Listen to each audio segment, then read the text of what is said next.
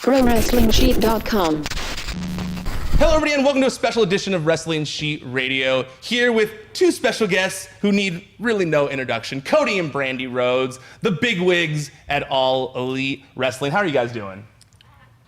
Yeah, great. Doing good. Great. How are you? I am also doing great. I'm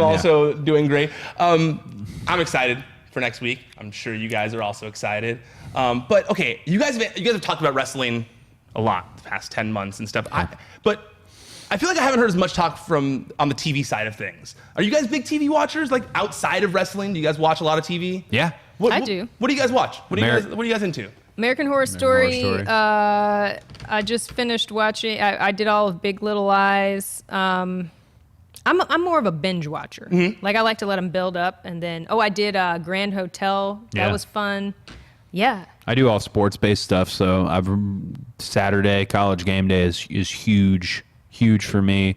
Monday Night Football, Sunday Night Football, Thursday Night Football. I've taken all of a sudden I feel like I have a stake in the NFL, even though I don't. Well, we actually do because we're in an NFL fantasy Hell league. yeah, with Adam Rank, and we won last week. So it's funny how gambling or like just some sort of like competition like that can make you want to watch something or be involved in something like that way more. Well, fantasy, because that's what brings it's genius. It brings everybody. You have to watch teams you don't want to watch. You've got to watch players that affiliated in areas you don't want to be in. Boom. That's why I gamble on the Super Bowl every year, because I don't really want to watch it, but if I have money on it, I'm super going to be into the game. I always had like a dream that I would do later in life. I would retire and somehow end up at the sports book at Caesars and just kind of be there all day. But even when we went recently, I thought about going and sitting.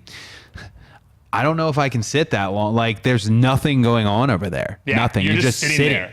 Yeah. And I want that, but then I don't want it, One day. I think you obviously wouldn't want that now, but one day you're going to want that. Yeah, that's a big dream for me one day, that are standing around a car with a bunch of older men and the car can't start and we're trying to figure out how do we get this car working? Like every morning over a cup of coffee. What do we do today? But we never really do anything. That's an interesting one. Yeah. You just want to kind of puzzle status? I don't know how the car turns on, why it's not turning on? Essentially, when I hit a certain age, I'd probably say 50. I just want to completely check out from. That's early, huh? Like that's a lot of life you plan on checking out. Well, not like check out from life. I want to almost check out from the public aspect of our industry and just, I don't know, just like I think I'd be a great old man.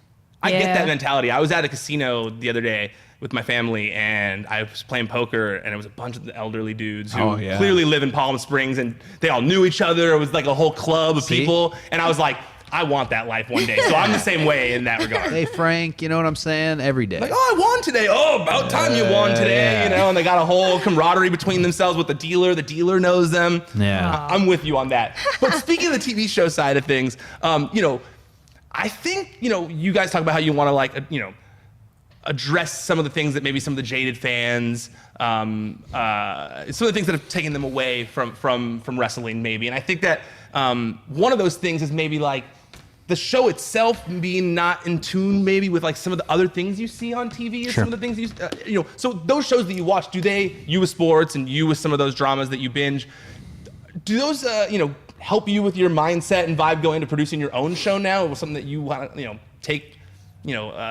inspiration from it all?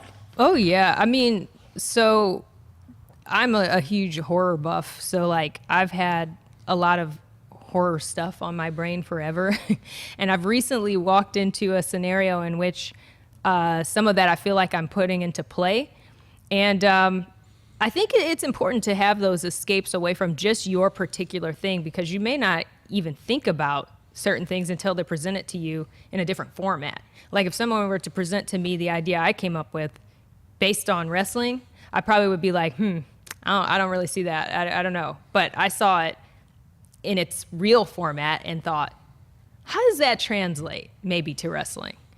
So yeah, I think, and I mean, he tells me all the time that playing Halo is what helps him get into his creative space. So let's hear about that, if that's actually true. That's not, I say that. I mean, you get good ideas and stuff, but as far as like wrestling I'll give you one example. If you look at, we're approaching this very much from a sports centric approach. The league itself, the standings, the wins and losses mattering, the titles holding a lot of stake. If you look at other sports, African Americans are dominating certain sports, dominating the NBA, dominating the NFL. How come that hasn't made its way to wrestling, if that makes any sense? It's just something I noticed the other night, and then I'm thinking to myself, we don't just want to check a box. Instead, they're out there, and right away I thought, man, I'm so happy that we have a guy like Scorpio Sky, who's an absolute stud of an athlete. I have my beautiful wife. We have Kia, you know, but I just think it's important that, because wrestling was a certain way doesn't mean it always has to be that way forever. Like, it is changing, and there's so many very loud voices that try to get it from changing, but it's going to change.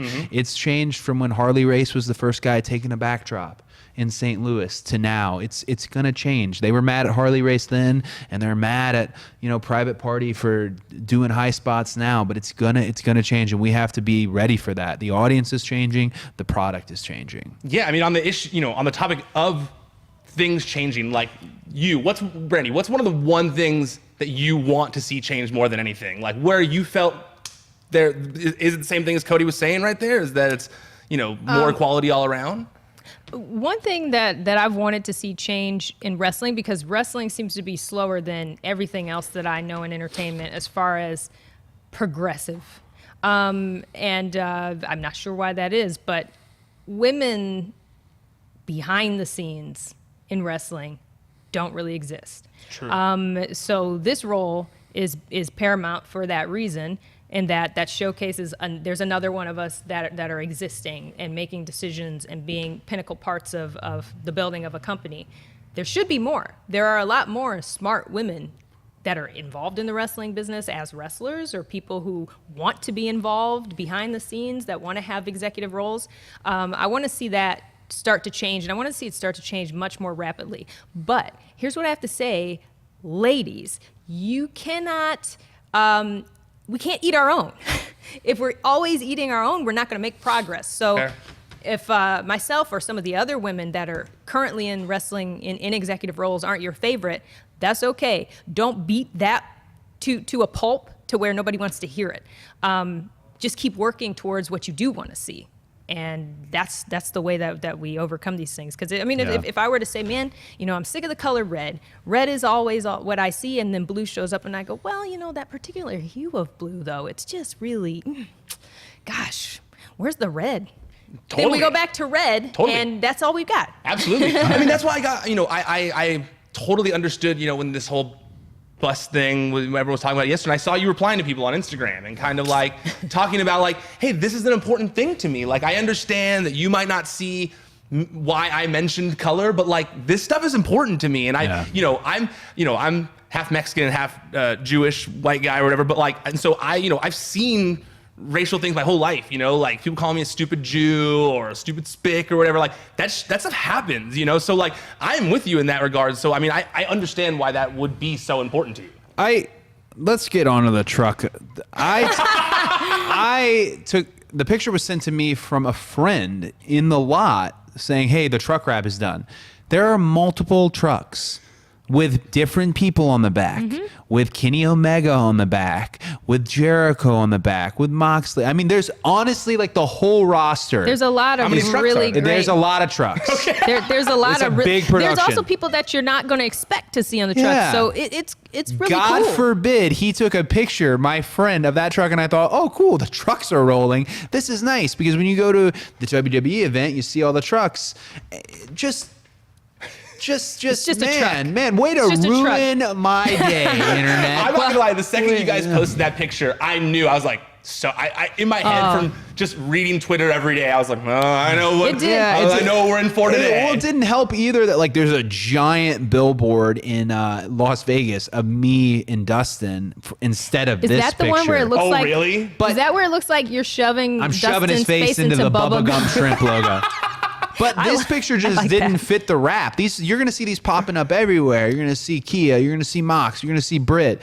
You know, I was just kind of proud of it myself for myself. Yeah. And what a day. Gotta take these moments. What a Me, day. see, I'm scrappy, so some people learned the other day. Yeah. If we gotta go for a challenge, I'm from Detroit. Like I just learned that social media has become the comment section. Like what used to be the comment section is now social media. Well- So like a lot of that stuff, it's tough. I realize though, it's people say it like, oh, you gotta ignore that kind of stuff.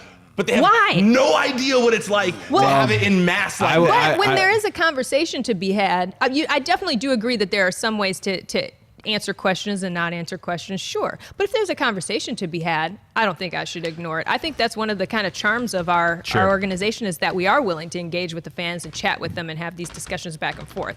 So yeah, I've never understood why I should ignore a fan base that I cherish. Well, like, why? also the metric in social media, and this was something that we were talking about with Turner the other day, and this is really important for our whole generation to understand.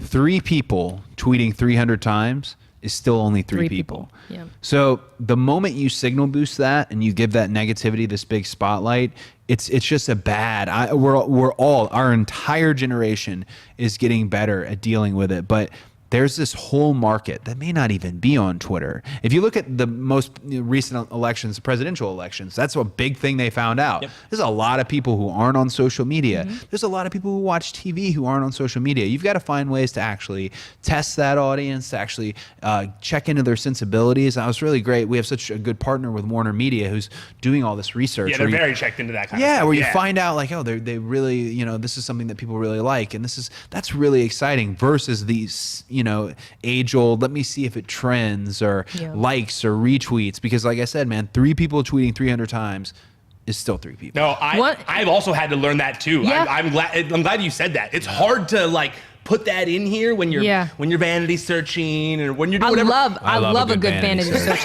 It's so much fun. You're never gonna make me feel bad about Yeah, read the most recent tweet about you. I'll do it right now. I had a really good point and I forgot it. Yeah, never mind. The 3 people being, even they tweet 300 times is what we were talking about right before that. Yeah, Ryan, it's gone. I know, I'm sorry. I apologize. But I agree with you that it is really hard, especially when you're in it. Like, there's only been a handful of times where I have felt like all of Twitter, more than I'd like, where I felt like Twitter was like, everybody was just tweeting all these negative things at me. And it's hard to get out of that and not realize that it might just be 15 people, but they're tweeting a lot. Right, right. Well, another good thing when it comes to looking at things with social media, another way, because you start to try to measure things because it's so prevalent in society right now. So you'll say, I've had a instance where I had a meet and greet and I had tweeted about it. And are you guys excited to come to my meet and greet? Crickets. Whew, this is gonna be a rough one. And got to the meet and greet and it was out the door. That's crazy. And so it's just, it's really not the best way to always judge what everyone is thinking. I used to think it was the best way to judge what everyone was thinking. And then when I had some beef with Vince Russo for a minute, there was always people saying, if I see you at PWG, I'm going to beat you up. All this weird stuff. And then I got there and it was just nothing but love. Everyone was just like, yeah, F Vince Russo, high-fiving. Nobody beat you up. No, nobody beat me up. And it was the opposite. Everyone was high-fiving me, pumping. I was like, oh. I had just angry people on the internet. I had an online banter last year with Vince Russo as well. And I remember. And I was fairly wrong in what I said about him. I wasn't wrong in terms of the specific thing, but I was generalizing. I was wrong. However, it's kind of this funny byproduct of all this. In the studio that we work at, where we do Road 2, Will Russo, his son, works there. Yeah. And he's great. He's never introduced himself as Vince Russo's son. He had to me. He looks exactly like his dad. Really? So it's just great that he's just right down the hall and he's the nicest guy, and he doesn't work on any of the narrative stuff for the show. But yeah, so I've had a Russo connection in AEW. Well, he's technically not in AEW. He worked, but he's right down the hall, and I always ask him if he wants an energy drink and stuff like that. Here's what he's a very nice guy. Here's what I did to him, because I'm my mother's daughter, and my mother is one of those people who just can't figure things out. She got asked 101 questions. Like, somebody took care of a bill for us one time, a friend, and she was going, wait, why does this say 0? Screaming with all the people in the restaurant. It was taken care of. Who did it? I'm like that. So approached me and we were talking, and I said, "Man, where do I know you from? Like your face. I know you." And he was like, "I don't think I've met you." And I said, I know you. What's your name?" And he said, "Will." And I said, "What's your last name?" And then he told me, and then I said, "Okay." I got it. Hey, nice guy. Got it now. Thank you. All those guys in the studio, man. This Steve U, Dill Pickle, Beaker. There's a hell of a crew at that studio. Comeback Studios is very sharp. Yeah, you guys have been putting out some awesome content. I've been enjoying it. I only have a little time with you left. I probably have gone over. Hopefully your publicist isn't mad. I have 2 things that I have been wanting to know. One, now that it's been announced, maybe you guys can talk about it a little bit. But why did you guys wait so long to announce the name Dynamite when it was clearly something that you guys had in mind from day one? We tested other names. Okay. Yeah. There were other names. Tony had in his mind Dynamite from a young age, and I wasn't like gung-ho about Dynamite as much as I was gung-ho about just all Elite Wrestling in general. So you wanted just the name. No. I was always fine Okay. with Dynamite, but when I heard his explanation on it about how, it's got a bit of a retro feel to it, and he wanted to reboot wrestling from when retro feel means also when everybody was watching wrestling, and I thought, yeah, that actually makes a lot of sense, and Okay. I've liked it ever since. I liked a few of the other potential names floating What was your around. favorite one of the other ones? Both of you. My favorite of the other names was Revolution. Okay. Because they kept using the trailer where I was saying Revolution. So it was a selfish choice. Okay. And I knew it was a selfish choice. And Matt Jackson, who I love dearly, just kept, I hate it. It's so stupid. It's so dumb. But I think he was just letting me know, like, it's your dumb statement, But yeah, Dynamite's great. Okay. If we had done Revolution, there's no possibility for a dinosaur mascot that That's throws true. out Named t-shirts. Dynamite. That's Yeah. true. Was there one that you liked in the other names? I liked Revolution as well. Not because I said it. I never said. I don't say anything important. No, I'm just kidding. But I could see it, with the vibe of what we're doing. But I did see a problem with it, and that's if you're looking at your TV guide and it says AEW Revolution. Is that a History Channel thing, or what? It doesn't really say wrestling to me. People should check in. So Fair. You gotta click to find out. Yeah, History is very important. No, but that's a good point. I think Yeah. that is a good point. I do think Dynamite does harken back to like an old school vibe to that, the retro crowd. I mean, retro things do hit home to a lot of people, so it does kind of give that same kind of 90s vibe a little bit, like for the name value wise. Okay, the other one I've been wanting to know is, what were your guys' initial reactions when the AEW title went missing? What the group chat had to have been wild that day, because you guys were all quiet for the most Actually, part. it was not. It was kept quiet amongst need to know for as long as we could. Keep it quiet. I think the tale of it getting stolen at a Longhorn Steakhouse and the grand theft potentially involved, again, Longhorn Steakhouse.